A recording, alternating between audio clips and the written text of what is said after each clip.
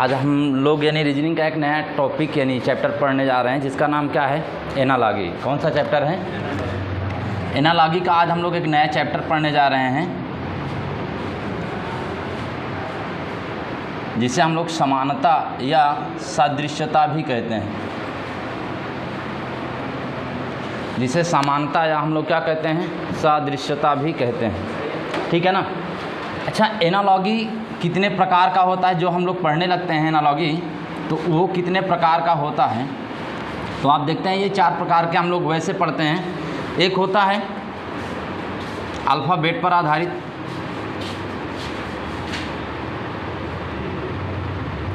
Alphabet पर आधारित सवाल,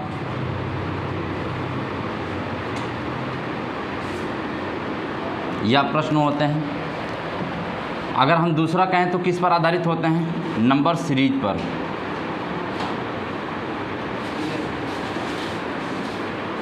नंबर सीरीज पर आधारित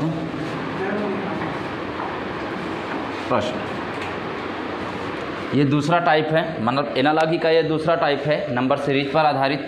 तीसरा अगर हम कहें तो जीएस पर आधारित,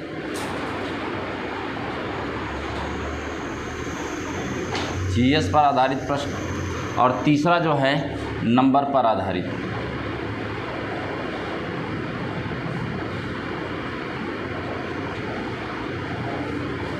प्रश्न। ये कुल एनालॉजी जो होते हैं वो 4 प्रकार के होते हैं। ठीक है ना।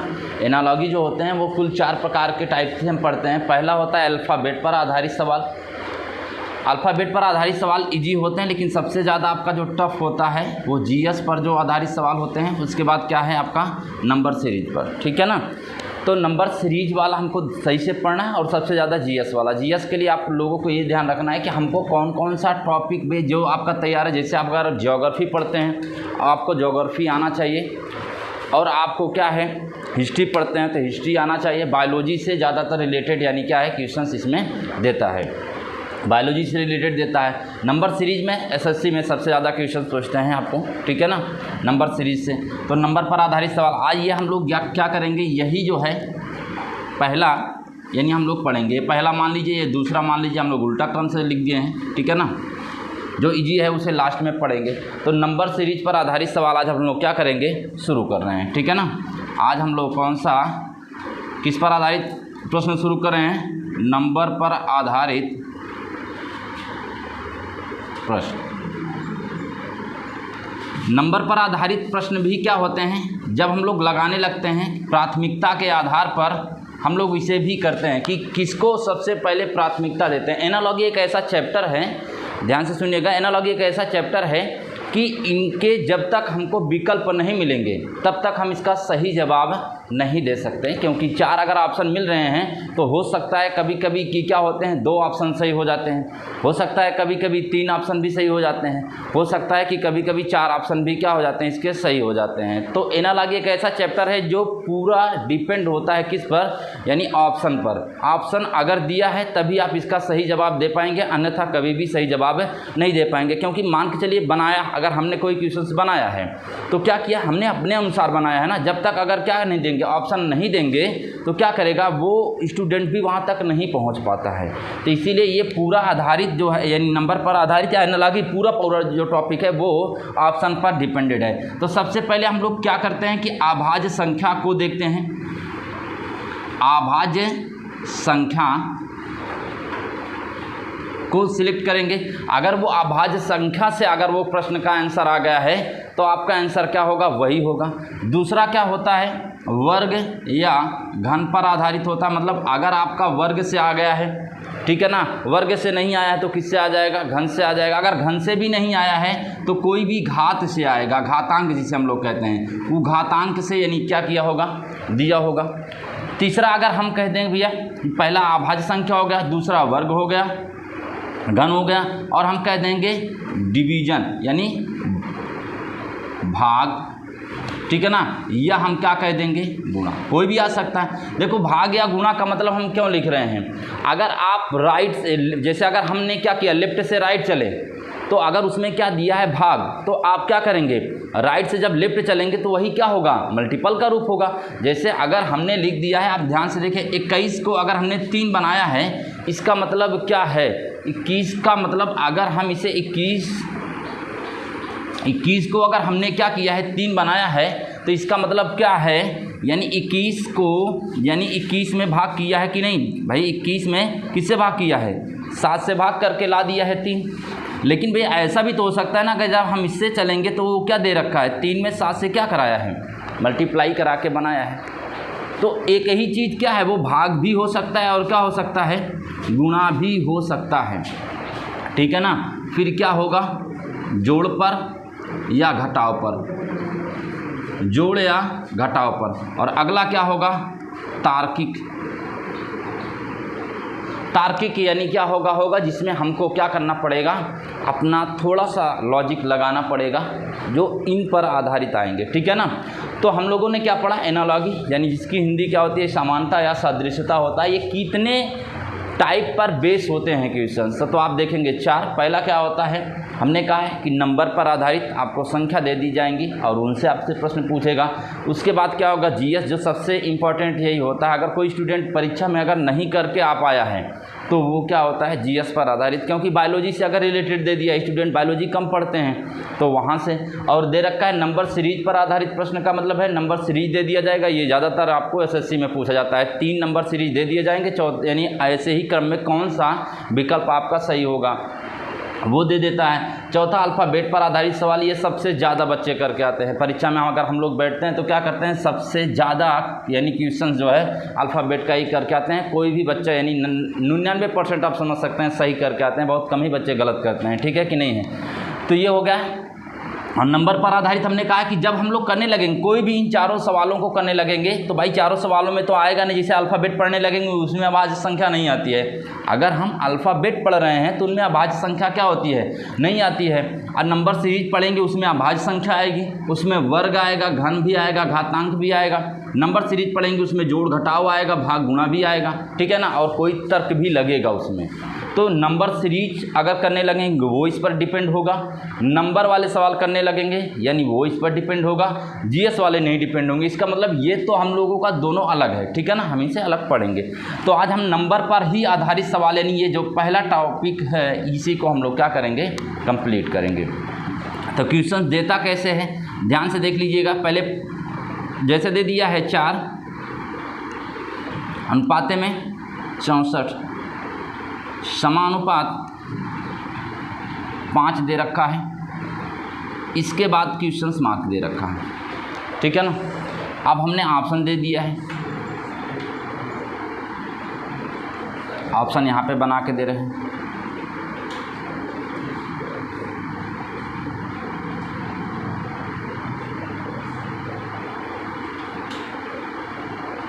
चलिए, हमने दे दिया है 4 अनुपाते 64, तो 5 अनुपाते क्या, क्वेश्चन मार्क पूछा है, ठीक है ना। तो कैसे करेंगे भैया, ध्यान से देखेंगे। 4 का हम लोगों ने क्या किया है, यहाँ पे ध्यान से देखें, 4 को 64 बनाया कैसे है। सबसे पहले ये देखेंगे कि 4 को 64 बनाया किस प्रकार से है। तो हम देख रहे हैं कि यहाँ पे 4 का क्या कर रखा है, क्यूब, 4 चौका 16 चौका 64, 4 का क्यूब करके क्या बना दिया है 64। तो श्योर सी बात यही है कि 5 का क्यूब करके ही तो क्या किया होगा, बनाया होगा। तो अगर हम 5 का क्यूब कर देंगे तो क्या हो जाएगा, 5 25 पंजे 125, आया कि नहीं आया है। तो ऐसे ही डिपेंडेंट होंगे सवाल। जैसे क्वेश्चन दे दिया है 3 का 3 अनुपाते, मिटा दे थोड़ा सा तो भाई,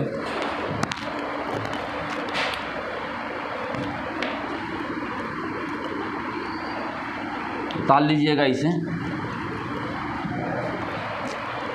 देखिए जैसे हमने दे दिया है एक क्वेश्चन से एसएससी में ही सीरियल में पूछा था, जैसे 3 अनुपाते क्या दे रखा है 51, समानुपाते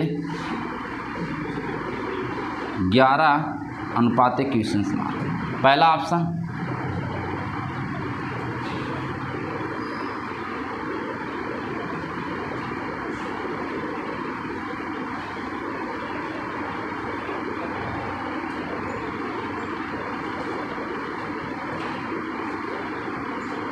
ये ऑप्शन हमने अपने से दिया है, ठीक है ना, ऑप्शन पर, लेकिन इनमें से कोई एक ऑप्शन था, ठीक है कि नहीं।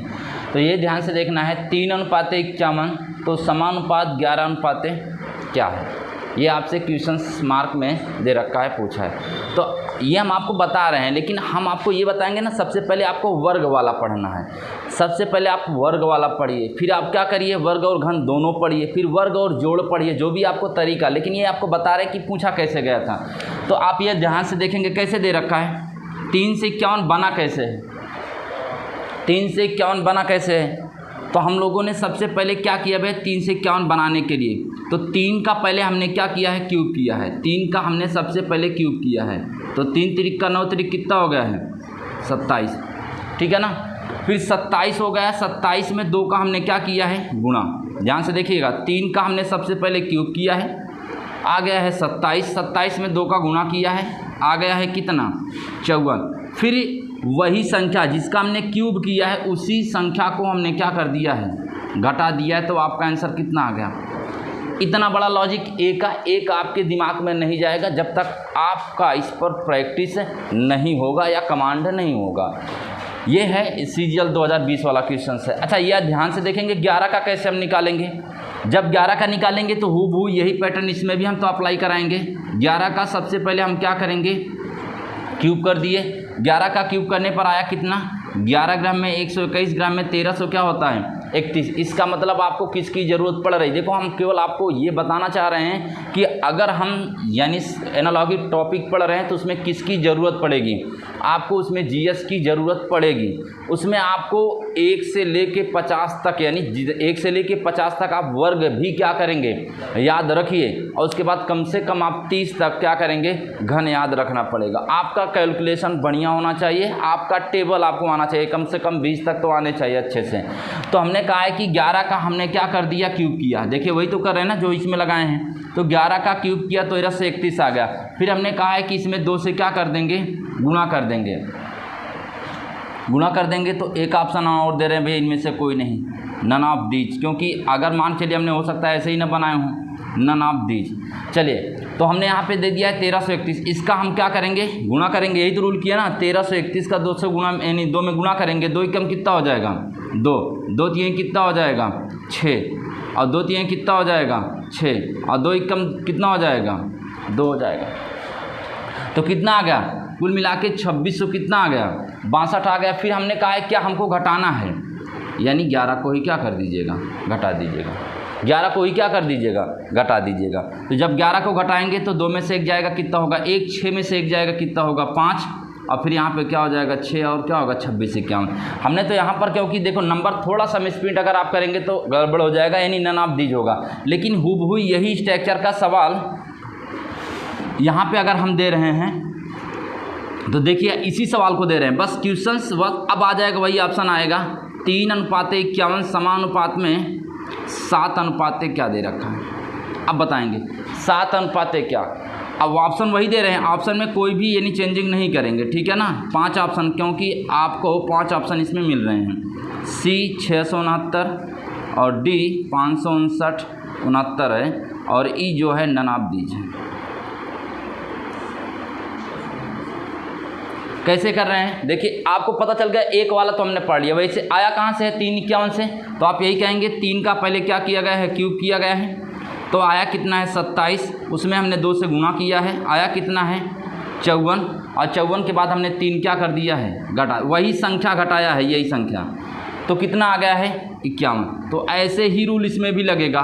7 का आप क्यूब करेंगे, 7 7 49 7 300 कितना हो जाएगा, 43 आएगा कि नहीं आएगा। फिर 2 का हम इसमें क्या करेंगे, गुणा करेंगे, तो कितना हो जाएगा 686 आएगा कि नहीं।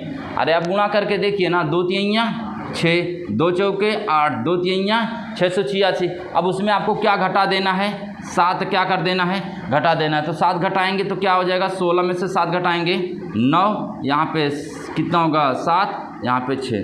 तो हमने कोई 69 वाला नहीं दे रखा था, यहाँ पे आप बना देंगे 7 9, ठीक है ना। एक क्वेश्चन आप बना देंगे 7 और 9 नंबर में थोड़ा सा भाई, क्योंकि तो आपका आंसर क्या हो जाएगा अब सी, ठीक है कि नहीं। ये है सीजीएल का क्वेश्चन पूछा था भैया। ऑप्शन पर हम नहीं जा रहे हैं, ठीक है ना, कि ऑप्शन क्या दे रखा है, 2020 का एक क्वेश्चन है, सीजीएल 2020 का क्वेश्चन, ठीक है ना।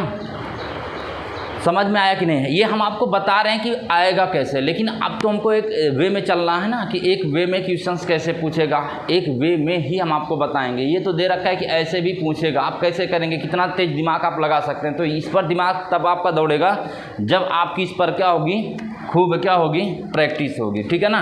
तो 6, 7, 9 इसका क्या आया है आंसर। देख लीजिए दोनों सवाल हमने दिया है, केवल यहाँ पर बदल देगा भाई, हो सकता है यहाँ पे 7 दे दिया है, 4 दे देगा, 9 दे देगा, कुछ भी दे सकता है यहाँ पे। तो अब हम इन क्वेश्चनों में पढ़ेंगे क्या, जैसे सबसे पहले हम लोग पढ़ेंगे यानी वर्ग पर आधारित सवाल। क्या पढ़ेंगे, वर्ग पर आधारित सवाल। सबसे पहला जो टाइप पढ़ेंगे वर्ग पर आधारित सवाल।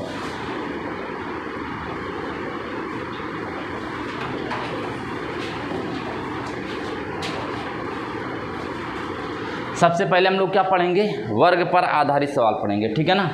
वर्ग पर आधारित सवाल क्या होगा, आपको क्या दिया जाएगा, हो सकता है वर्ग करके कुछ यानी कांस्टेंट वैल्यू जोड़ने के लिए कहेगा, हो सकता है वर्ग करके फिर क्यूब करके दोनों को क्या करेगा, जोड़ेगा, है कि नहीं। हो सकता है वर्ग करके वही संख्या क्या करेगा, जोड़कर आपको क्या करेगा, बनाने के लिए कहेगा। तो ये सब आपके दिमाग में हो सकता है वर्ग करके वही संख्या घटाकर आपको क्या करेगा, सॉल्व करने के लिए कहेगा। तो हम लोग यही पढ़ेंगे। ठीक है ना। तो सबसे पहले क्वेश्चन, पहला वाला क्वेश्चन आप उतारेंगे भैया।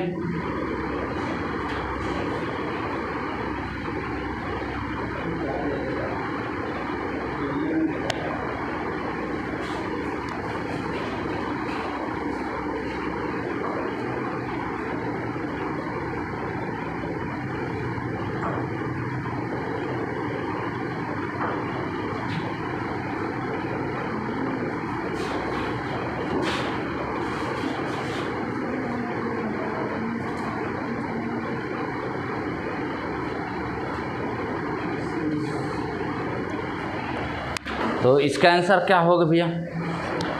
तो हमने किया कैसे है, ध्यान से देखेंगे। हमने वर्ग पर आधारित पढ़ रहे हैं, तो वर्ग का लॉजिक आपके दिमाग में जाएगा। जब आप खूब वर्ग का लॉजिक पढ़ लेंगे तो दिमाग में सब चलने लगेंगे। जैसे घन का लॉजिक पढ़ेंगे तो घन वाला जाएगा। तो जब परीक्षा में बैठेंगे तो एक बार वर्ग का अप्लाई करेंगे, एक बार घन का अप्लाई करेंगे, एक बार डिवाइड का अप्लाई करेंगे, फिर जोड़ घटाने का अप्लाई करेंगे, तर्क वाला अप्लाई करेंगे, सब अप्लाई करेंगे। पहले आप इसे देखेंगे, ध्यान से देखिए। हमने कहा वर्ग पर आधारित ये दिमाग में है आपके। तो हम क्या कर रहे हैं, 5 का क्या किए हैं, स्क्वायर। तो 5 का स्क्वायर करने पर आया कितना है, 25। फिर हमने क्या किया है, 20 लाने के लिए इसमें यही 5 को क्या कर दिया है, घटा दिया है, तो आ गया हमारा कितना है, 20। यानी सेम लॉजिक यहाँ पर भी वही लगेगा, सेम लॉजिक यहाँ पर भी वही लगेगा। तो हम लोग क्या करेंगे, 6 का स्क्वायर करेंगे। तो 6 का स्क्वायर करने पर क्या आ जाएगा, 36। उसमें से हम 6 क्या कर देंगे, घटा देंगे। जब 36 में से 6 घटा देंगे तो कितना आ जाएगा, 30। यही हमारा क्या होगा, आंसर होगा। ठीक है ना। तो ये हम लोग वर्ग पर आधारित सवाल पढ़ रहे हैं। दूसरा सवाल लिखेंगे,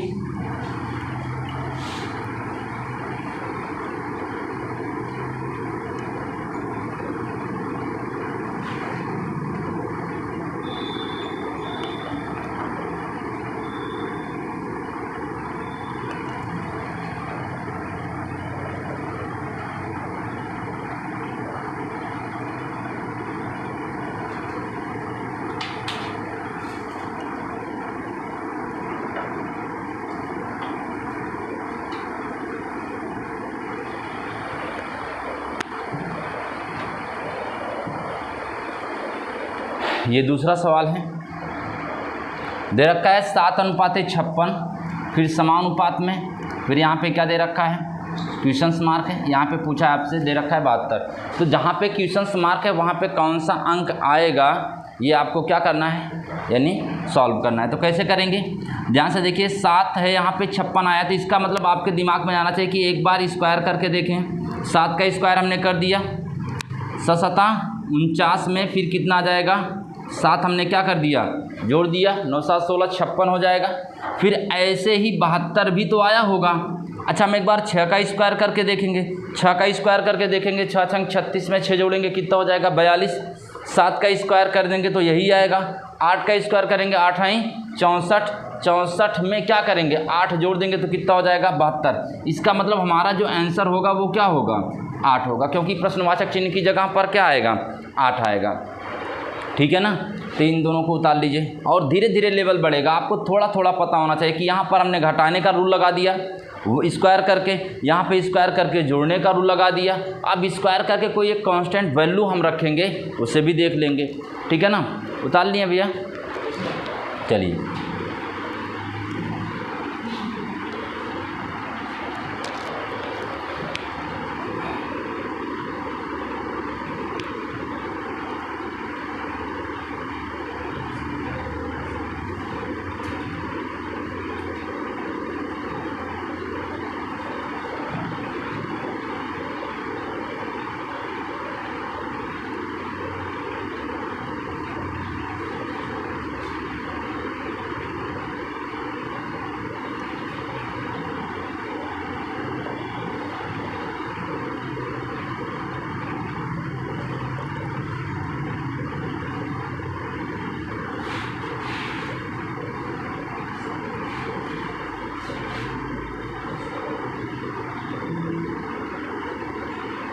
ये है क्वेश्चन।